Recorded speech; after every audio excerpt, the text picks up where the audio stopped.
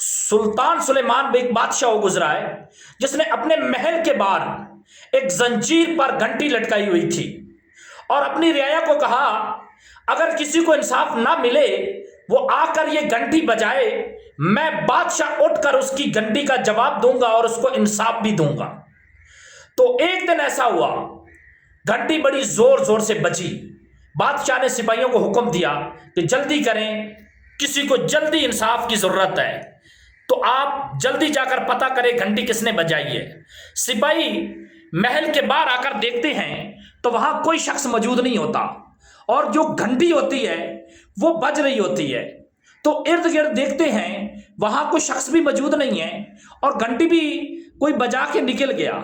تو سپاہی بڑے حیران ہوئے کہ بادشاہ کو کیا جواب دیں گے کہ کسی نے گھنٹی بجائی ہے، ہمیں وہ شخص ملا ہی نہیں۔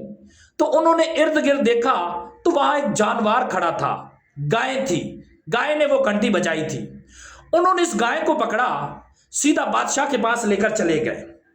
اب بادشاہ نے اس گائے کو اپنے پاس رکھا اور سپاہیوں کو حکم دیا جائیں اس گائے کے مالک کو گرفتار کر کے لے آئیں۔ تو وہ سپاہی جاتے ہیں، وہ گائے کا جو مالک ہے اس کو گرفتار کر کے بادشاہ کے آگے پیش کرتے ہیں۔ بادشاہ اس سے کہتا ہے یہ آپ کی گائے میرے محل کے باہر جو گھنٹی لگی ہوئی تھی اس کو بجایا ہے، جب کوئی وہ بجاتا ہے تو میں اس کی بات خود سنتا ہوں۔ آج آپ کی گائے نے یہ گھنٹی بجائی ہے تو آج میں نے بھی اس کی فریاد سنی ہے، کیا ماجرا کیا ہے، آپ سچ بتائیں۔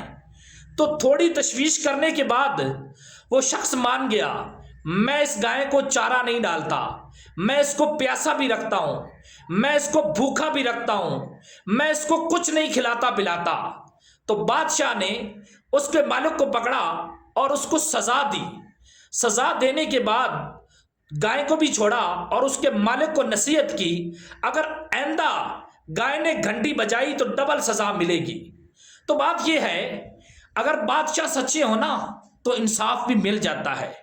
ہمارا قیدی نمبر 804 کب سے جیل میں پڑا ہوا ہے، تو نہ تو ہمارے آج پرائم منسٹر سچے ہیں تو نہ ہی ہمارے آج کے بادشاہ سچے ہیں۔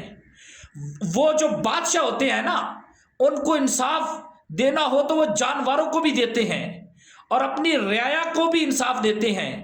ہمارے ہاں ایسا کب ہوگا کہ ہمیں انصاف تو ملے یا نہ ملے، جانور تو بہت دور کی بات ہے، کہ ہمیں کم سے کم اتنا انصاف تو دیا جائے نا کہ ایک قیدی جو بے گناہ جیل میں بیٹھا ہوا ہے